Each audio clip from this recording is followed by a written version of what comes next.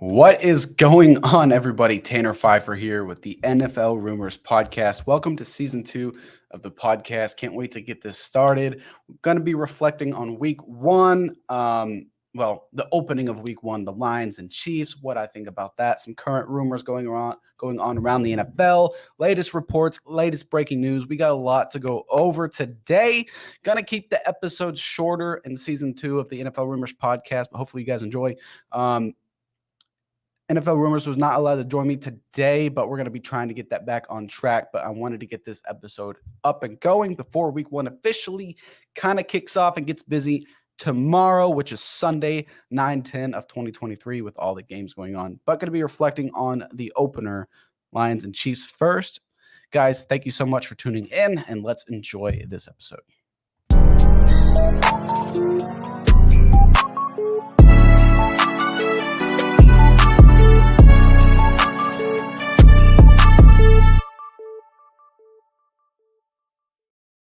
All right, so the biggest thing was, dude, the Lions are looking legit. Now, they were predicted to be legit this year.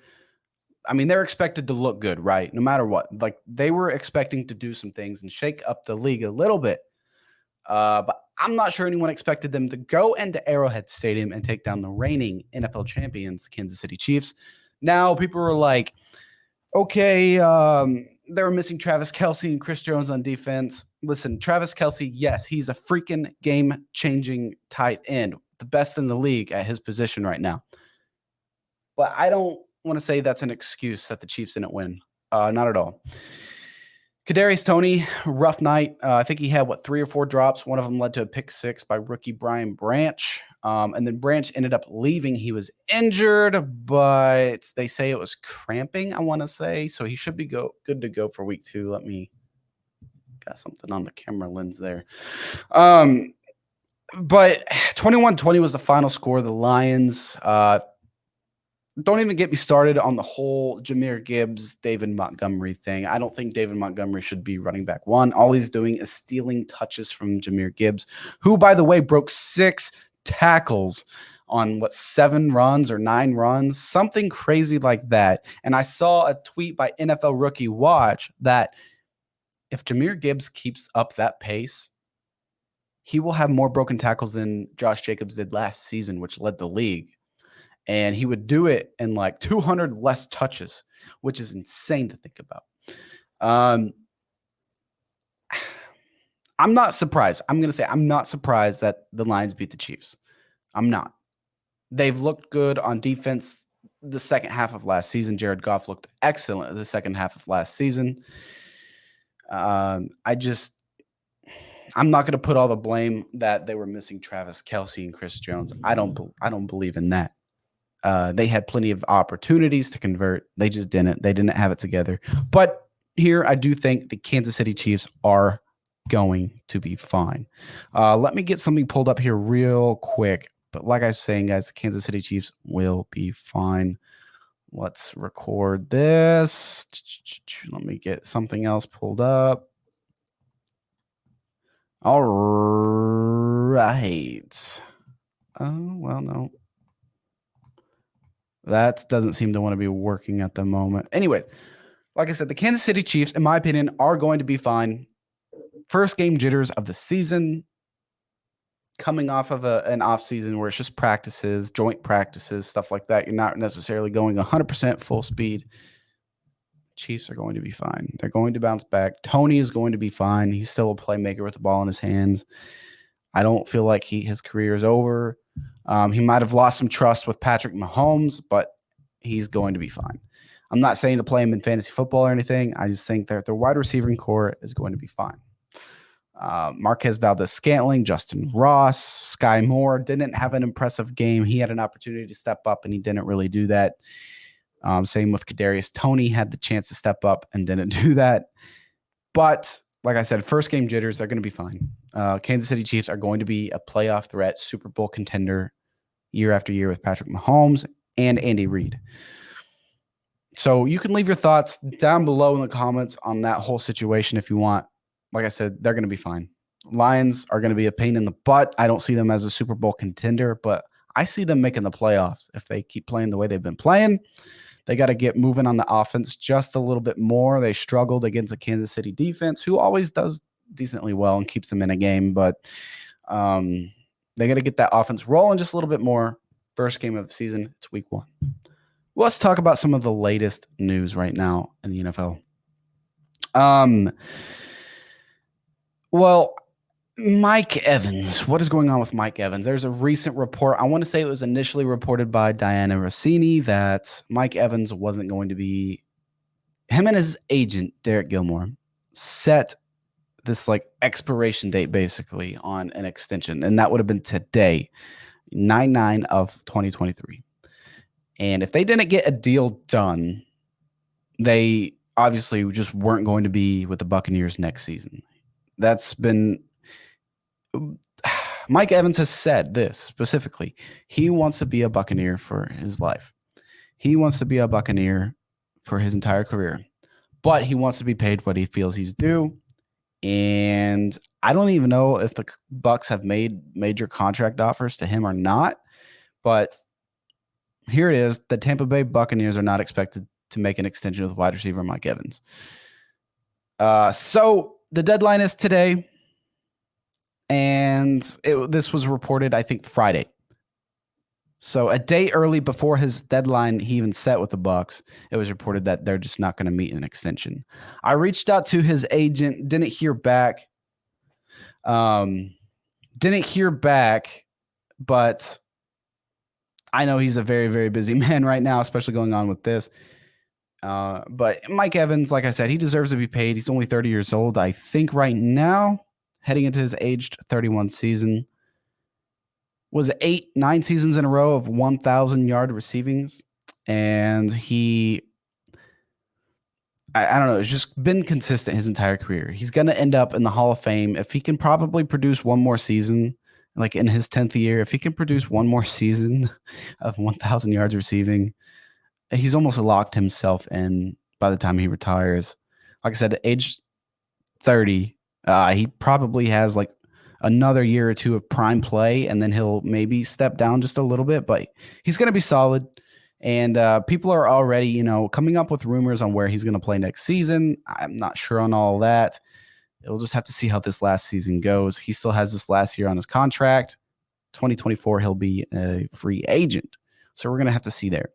Something else I've seen was a trending tweet. I think initially it wasn't maybe Albert Breer or Jeremy Fowler, someone like that. But the 2015 Ohio State football team, check this out. They had so many top paid players on that 2015 team in Ohio State. Bengals Joe Burrow just signed a 5-year extension. Ezekiel Elliott is currently, I think, the highest paid running back. Michael Thomas signed a crazy extension a few years ago. Chargers Joey Bosa signed a crazy extension. Terry McLaurin signed a crazy extension. Marshon Lattimore, I think, is the highest paid cornerback, or was the highest paid cornerback. And Brown's Denzel Ward is also one of the highest paid corners in the league. They have so many players on that 2015 Ohio State team that are some of the top played players in their position right now in the NFL. Just crazy to think. I'm trying to think back to see what happened in 2015. And I don't know if the team went to I think they did. It was Ohio State 2015 season. I want to say they did go to the championship. I don't know if they won at all. The 2015 Ohio Buckeyes.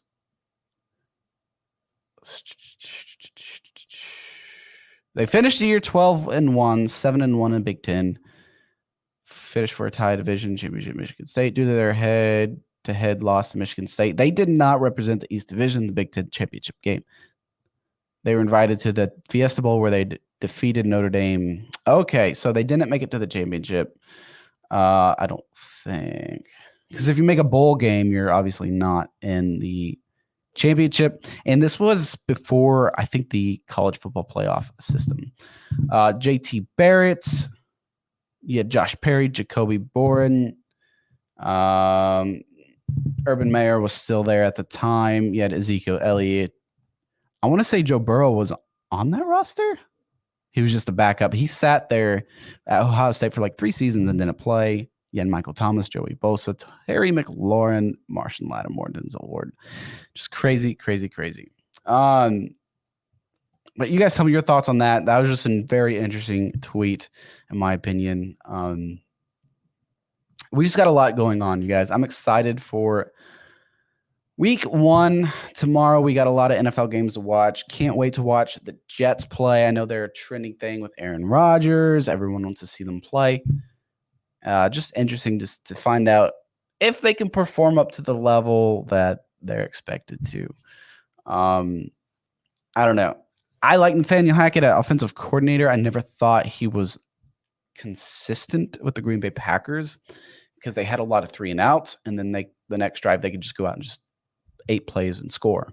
And then 3 and out. They're just extremely inconsistent when Nathaniel Hackett was in Green Bay, but Aaron Rodgers did win back-to-back MVPs. So you can't bash him that much for that.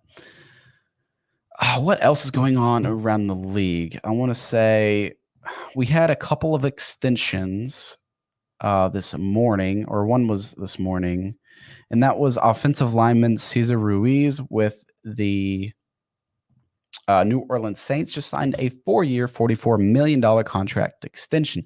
His 5th-year option was actually turned down, so they declined his 5th-year option, but he's making back 70% or so of what he would have made under a 5th-year option with this new extension. Here's a good one. Chase Young not playing. He is not playing, downgraded to out with a neck injury against the Arizona Cardinals. It's just not looking good. This is not a good start to his career. The Commanders are likely going to move on from him after the season. Eric Armstead, 49ers defensive lineman, just restructured his contract, creating $11.78 million in cap space for this season. It's crazy that they did that, considering Nick Bosa just signed a crazy extension as well, becoming the highest paid defensive player of all time. In other news, the Patriots this morning signed a Bailey Zappi from the practice squad to the active roster, and they just waived former, second, third round pick Matt Corral, spent some time with the Panthers, picked up, claimed basically by the New England Patriots when he was waived by the Panthers, but they just waived him again. He's probably a strong candidate for the Panthers practice squad, to be honest with you, because he wasn't going to clear waivers when the Panthers released him initially or waived him initially. So he was claimed, but now the Panthers technically could submit a claim for him and he could end up back on the practice squad. And I want to say the New England Patriots also have Malik Cunningham back on the practice squad as well after releasing him. There was a moment where Mac Jones was the only quarterback on the New England Patriots roster or practice squad. That was crazy. But they quickly re-signed undrafted free agent Malik Cunningham and Bailey Zappi to the practice squad. Now Zappi is officially the backup heading into week 1 for the New England Patriots and Mac Jones. I love Bailey Zappi. Honestly, I loved watching him play last season. And I watched a lot of his college highlights last season, and I was like, whoa, this dude can pass. He led, was it like a D2 school or something where he led the league in touchdowns or all-time passing, something crazy like that. And he's just extremely under the radar. But I really want to see Bailey Zappi play, but I do believe Mac Jones is still the guy right now. Guys, like I said, I wanted to keep this episode short, heading into 14, 15 minutes of the NFL Rumors podcast, season 2, episode 1. There's tons to talk about right now in the league. Myles Gaskin, released by the Dolphins, picked up by the Vikings, then just released by the Vikings yesterday. But I did hear a report they plan to re-sign him to the practice squad and then activate him before tomorrow's game. So not really sure why they did that, but a lot of times these teams have to make transactions like this, release people, then re-sign them a day later just to create some temporary room on a roster. Graham Gano, Giants kicker, just signed a 3-year extension. I haven't seen the contract details. I don't know how much he's being paid, but it is a 3-year extension for Graham Gano. Been one of the most consistent kickers throughout the NFL ever since he joined. Used to be with the Panthers, I believe, and I forget why they let him go or didn't re-sign him. And DJ Chark out. He is out for week 1. Don't play him in fantasy football. Let me go over some other players who are out at the moment. DJ Chark, Jeff Okudah, Christian Watson, John Mechie. Excuse me real quick. You literally just caught me in the middle of a coughing spell. That was crazy. Like I said, John Mechie, Jimmy Ward, Marlon Humphrey, Joseph Asai, Chandler Jones is out. Kelvin Beachum, Cooper Kupp, Jamal Adams, Taron Armstead, Jack Jones, Traquan Smith, all via Adam Schefter. He posted that on Twitter first and then Instagram. And that's just a few of the players, highlight players who are out and going to be missing week 1. Guys, thank you so much for listening to episode 1. Tons to talk about. Can't wait to do episode 2 next week. 15 and a half minutes, almost 60 minutes in. Much love to you guys. Appreciate you. Make sure you follow me and NFL Rumors on Twitter. Hopefully he can join us next week for episode 2. Much love. Deuces, guys.